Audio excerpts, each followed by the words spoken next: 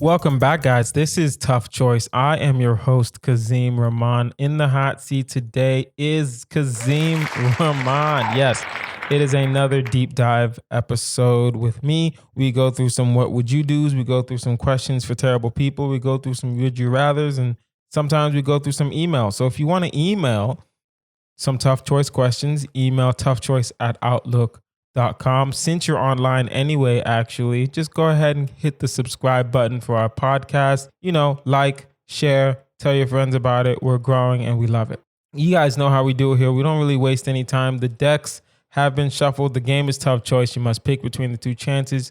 You must explain yourself. You get one pass, you get one pause. And at the end, of course, we have a final choice. Let it begin. Let it begin. Would you rather be unable to communicate with someone without having intense eye contact, or wink incompletely at every person you find attractive? Damn. The only way you can communicate is if you're staring intense, not just staring at them like a giant creeper, or you do like a half wink at every person you find attractive. You know what? I'm going to do the half wink.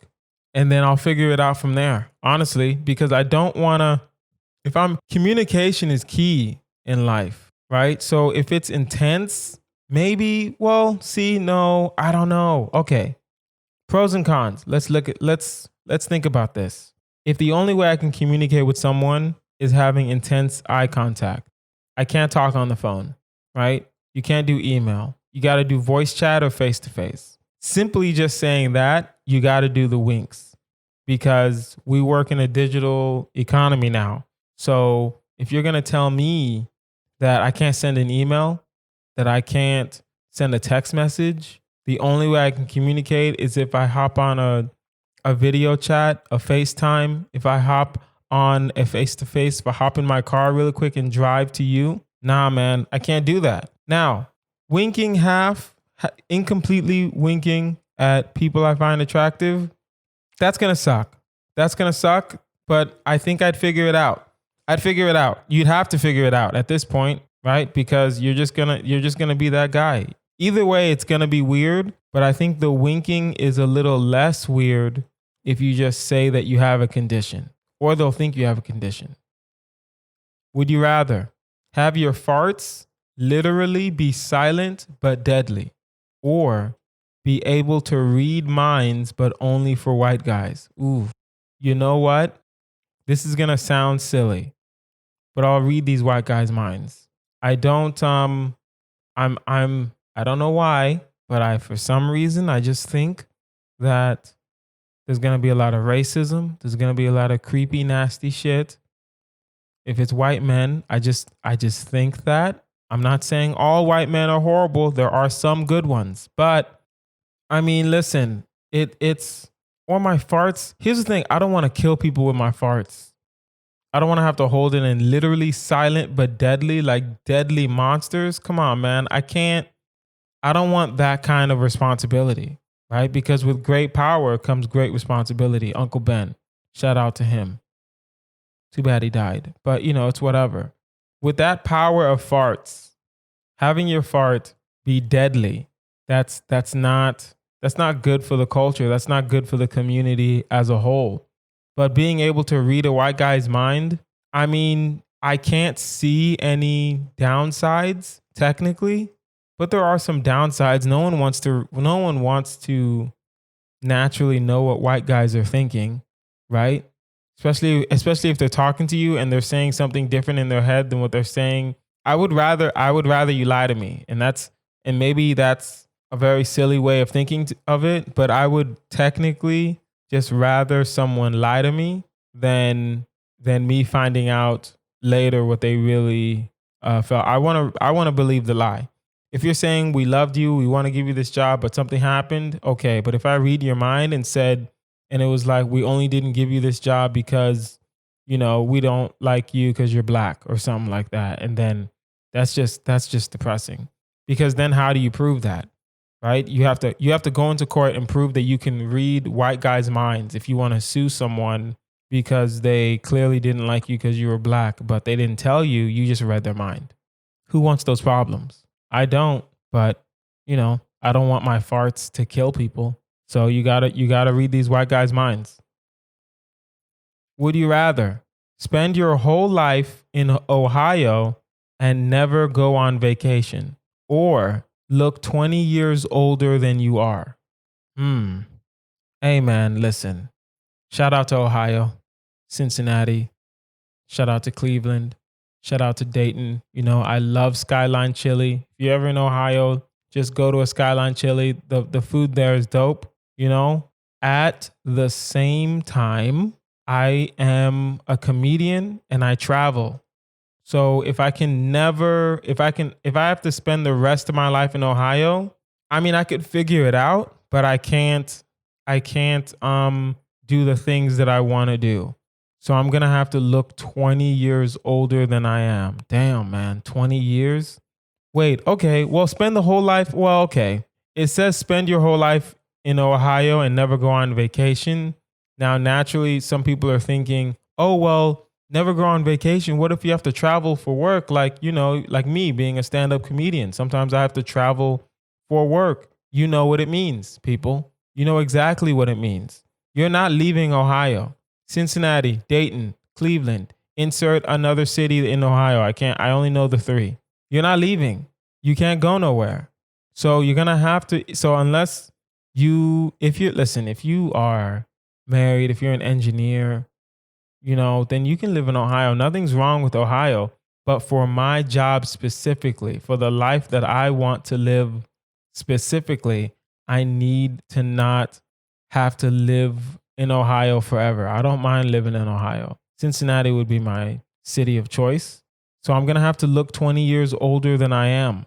It hurts. It hurts to think about that, right? If I'm 31 now, if I look 61 and then people ask me how old I am and I say I'm 31, they're going to be like, yo, are you on crack? Because clearly something is wrong with you. There's no way you're not on crack. There's no way. You look 20 years older. You're 20 and you look like you're 40. Ugh. That's awful. You're going to age like spoiled milk. Let's do some deep dives.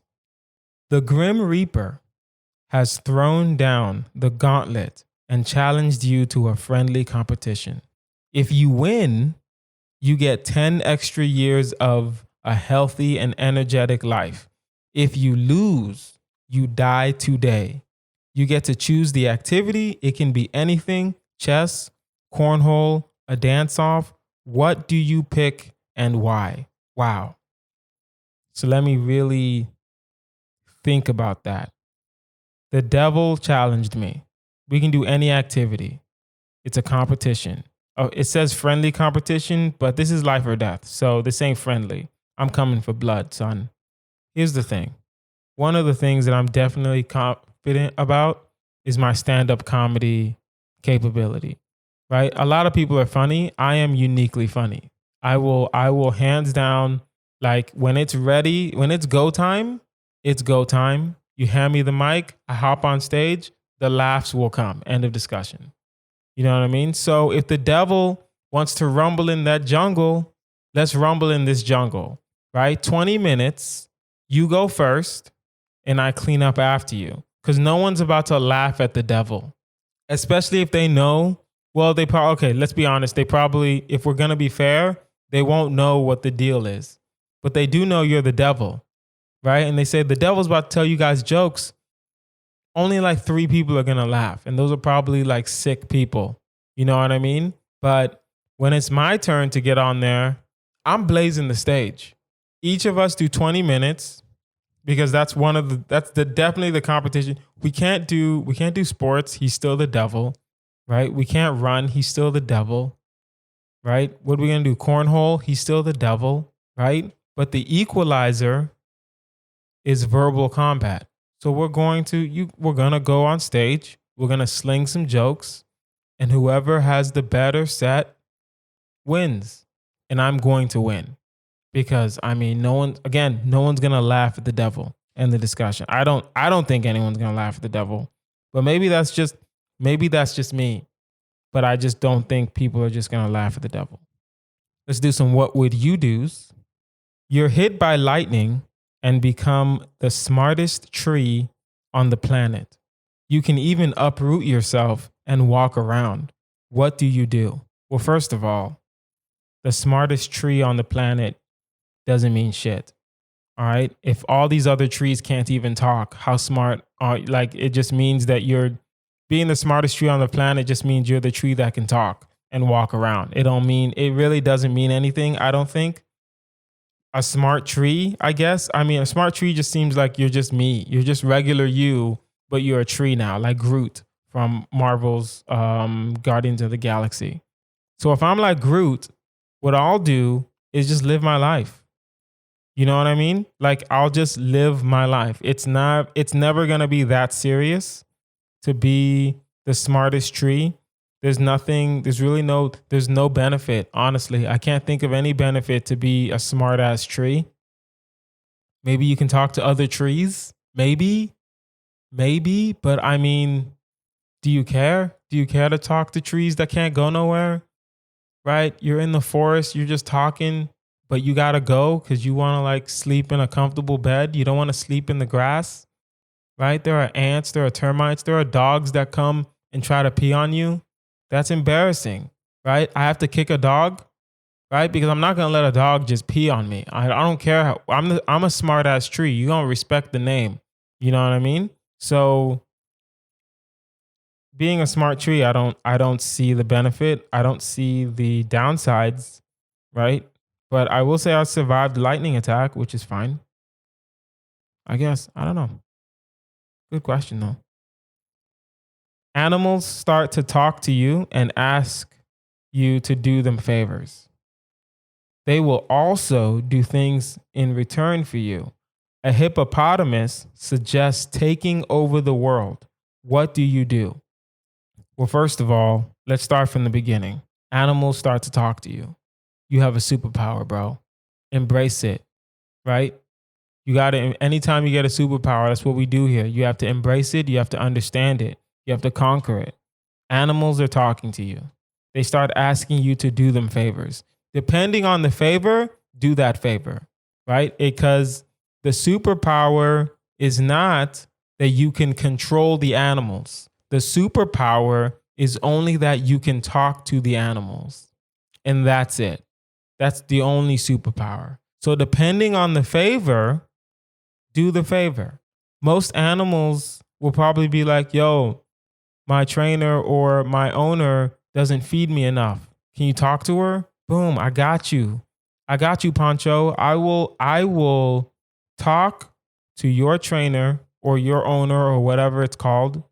I'll talk to your person, to your human, to make sure she's feeding you correctly. I got you. Don't worry about that. The next sentence says, they will also do things in return for you. Listen, man. If I had a flock of birds to do things at my will, people getting shitted on. People are getting shitted on. Cars are getting shitted on. If I could talk to dogs and tell them straight up, listen, right? Tell me about some things that are going on in the neighborhood. You be walking around, right? You hear the rumblings. Also, I'm definitely getting some pets because then I can put them in movies because I can talk to them directly and they'll do exactly what I tell them to do because I'll just feed them ridiculous amounts of food. And I'll tell them straight up, like, listen, the money's coming to me, but you're going to get a kickback, bro. I'm training you, yes, but those premium doggy bones, I got you. Now, a hippopotamus suggests taking over the world. Honestly, if we're being just totally honest, you got to shoot the hippopotamus in the head. That's what you got to do. You can't let the hippopotamus live.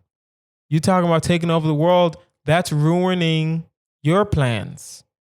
They could fuck shit up for the whole community. First of all, I'm not telling people that I can talk to animals. That's not happening. Yes, it's a superpower, but I can't control the animals, so it's not really like a good superpower. It's kind of a weak ass superpower, if we're being honest, right? But The hippopotamus wants to take over the world. What does that even mean? What does that mean? The hippo is a very large animal. There are hippos in like Ethiopia and Somalia, in the swamps, in the lakes, that kill people.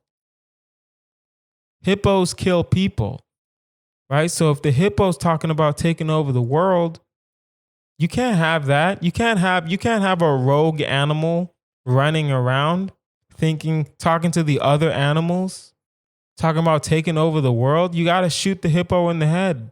You got to. And you have to do it publicly. You have to call a forum. All the animals in the jungle. Get me the tiger. Get me the monkeys. Get me the chimpanzees. Get me the leopards. Right? You can't get a lion because lions aren't in the jungle. Lions are in the savannah. But you can WebEx the lion in. You can put the lion on Zoom. You can put the lion on FaceTime. Everybody's there. Get the polar bear. Go to Antarctica. Get a FaceTime. Get the polar bear involved. Right? Go to the woods. Get some owls. Get the bald eagle. Get the hawks. Right? You call a forum. The hippo says, hey, listen, there's strength in numbers. Right? And I think what we can do, and right before he says his plan, you pull out a gun and you shoot him in the head. And then you tell all the animals, listen, now is not the time to be taking over the world. We have to live in peace. You will be the diplomat. Think about that, man. Think about what I'm saying. This man, are you guys ready for that conversation? Right? You shoot the hippo to save humanity and to save animal kind. Think about it. If we're being honest right now, if humans wanted to eviscerate all the animals from the world, we couldn't do that shit.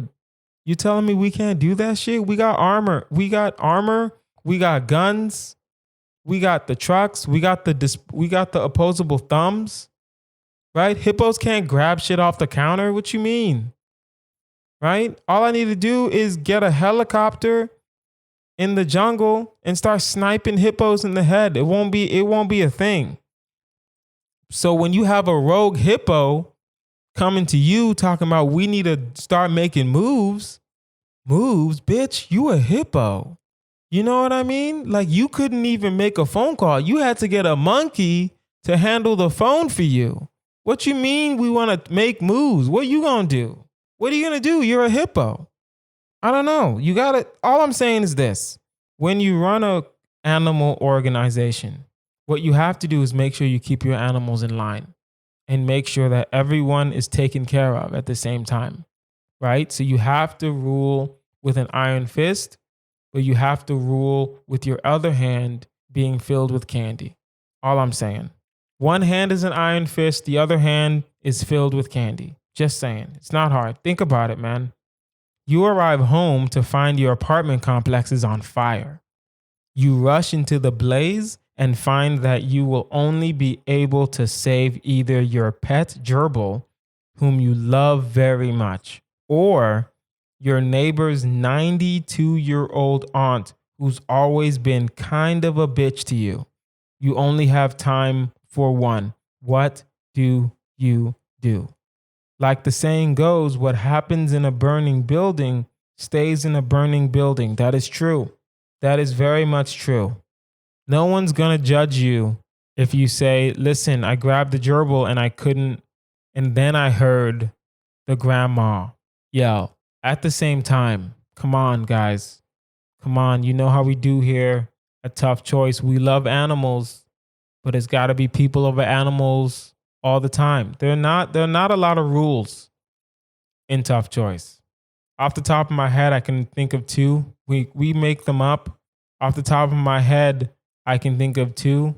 We keep writing them as the episodes keep going, right? Rule number 1, you may not be materialistic, but you can be shallow. Rule number 2, think long term. Stop thinking short term.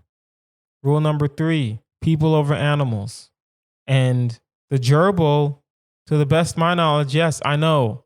That's my favorite gerbil, man. That's my favorite gerbil. Ride or die gerbil. Never bit through the cage kind of gerbil. always there for me, Gerbil, and you're telling me I gotta save this 92-year-old woman that's probably gonna die soon anyway, that's always been a bitch to me over the gerbil? And I'm saying yes. I'm saying you got to. Simply because if you think about it, it's still a life, right? You can always buy another gerbil, but someone can't just buy another grandma. Well, I mean, yes, you can buy another grandma. I mean, it's 2020. You can buy another grandma. Okay, I'm wrong. You can buy another grandma. But do you want to buy another grandma? Right? Because then you have to meet her. You have to see how she cooks. Does she have good candy? Right? But you already got a grandma right here. You know what her candy game is like. You know how she cooks. You know her recipes. And another thing, now that you saved the grandma, those recipes gotta come to you. Her recipes got to come to you. End of discussion. I don't care. You can be a bitch to me still all you want, but I'm telling you right now, grandma, you are mine. I own you. I own your recipes. End of discussion. Grandmas have the best recipes, and they're gonna be mine. I can't let you walk this earth after I saved your life and then you not give me your peach cobbler recipe. What are you doing? What you doing? What you talking about? I'm gonna just show up at Thanksgiving. I'm gonna taste it and be like, yo, ingredients, start writing them down. Oh, it's a family recipe? I don't give a fuck. I saved your life. Start writing down these ingredients. My gerbil is dead. I want the cobbler. I want the cornbread, right? I want the handmade pasta. How do you make it rise? How much yeast do you use? Just saying. But you gotta save the grandma or the aunt or whatever. Save the old lady. Come on now. Let's be honest. Let's be true to our word here. Would you rather be able to record sex dreams while you sleep to view them while you're awake, or have Google in your brain? Listen, I can't even think of like sex dreams. I don't even think I dream like that, right? I think in order to have those kind of dreams, you need to like be in a deep sleep, and I don't think I've ever been in a deep sleep in a very long time. At the same time, Google in your brain, Google Maps in my brain, you know the answer to everything. The first thing I'm going to do is go to Who Wants to Be a Millionaire and just clean house, right? The second thing I'm going to do is just market myself to go to children's parties and say, ask me anything. Ask me anything, and I know the answer. Google anything, and I'll tell you the results for that. Just ask me. I got this. I got Google in my brain. Now, does my brain need to be connected to Wi-Fi? That's a good question. I don't know. I really don't know. If it's Google in my brain, I'm assuming that my brain is just automatically connected to the internet. That's what I'm assuming. I'm hoping, I am praying, right? But even if it isn't, I'll always have my phone on me. I'll just be like, listen, I just need to turn on my Wi-Fi, connect my phone to my brain mentally, right? It'll be a guest account in the Wi-Fi, and I'll start answering questions, and then it's done. It's a done deal, bro. I mean, first, Who Wants to Be a Millionaire? Then I'll go to Jeopardy. Are you serious? I'm breaking every streak on Jeopardy. Well, no, actually, damn, okay, after a while, I'll probably be able to Google fast. Then I can go to Jeopardy. But I think Who Wants to Be a Millionaire, you can take your sweet time when you answer.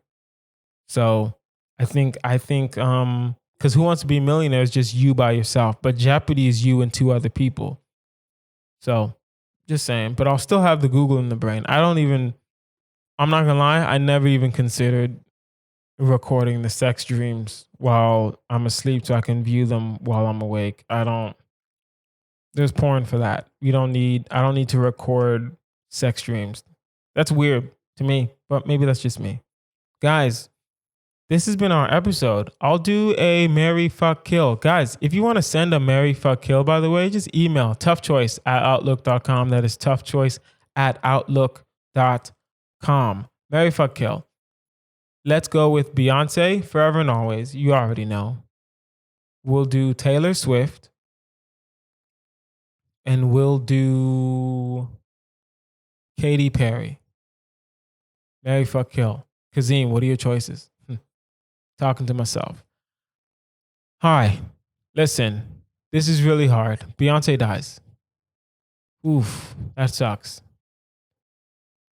You know, she's lived her life. She's the greatest entertainer of all time. There's really nothing else for her to do. I will say this over and over again. Beyonce is the greatest entertainer of all time, right? You can't fuck Beyonce because you don't fuck Beyonce. Beyonce fucks you. You can't marry Beyonce because you don't want to be the beta in that relationship, right? Jay-Z can marry Beyonce because Jay-Z is a billionaire. Are you a billionaire? If you're a billionaire and you're listening to this, marry Beyonce. It's perfectly fine. But I am worth only a couple $1,000s. So I can't marry Beyonce. She has to die. I apologize. Who gets fucked? Who do I marry? Okay, listen. You fuck Katy Perry and you marry Taylor Swift. Here is why. Taylor just seems like she bakes more. I'm not saying Katy doesn't bake. I'm just saying Taylor definitely feels like she bakes more than Katy would bake. You know what I mean? Right? I like a baker. I don't know why. Kill me, sue me, whatever. Right? Shoot me in the head like I did the hippo. I like a baker. So if you can bake, I'm probably going to marry you, ladies. Just putting that out there. Who can bake? She seems like she bakes more. Just saying. Katy's still fine, so she's still getting fucked, but you got to just marry Taylor Swift. And then she's going to write almost 1,000 more albums, and half of those songs will be about you. And that's fine. And that's understandable, right? Because I'm not going to interfere with her art because we're going to need money. Because, I mean, if I marry Taylor Swift, I'm not working ever again. I'm just going to be getting her pregnant and trapping her. Because there will be no prenup, by the way. I'll figure that part out. But you marry her, you get her pregnant, you have some babies. And then you take care of the babies while she's on tour. Guys, this has been our episode. This has been Tough Choice with Kazeem Rahman. I've been your host, Kazeem Rahman. Find me online at Kazeem Comedy. That's Kazeem Comedy. And if you have a tough choice question or a marry, fuck, kill, or something for our deep dives, or what would you do question, or something for our new segments, Black Excellence, or Something's Gotta Go, email toughchoice@outlook.com. That is toughchoice@outlook.com. I've been Kazeem Rahman. You guys have been amazing. Thank you very much. Later. Bye.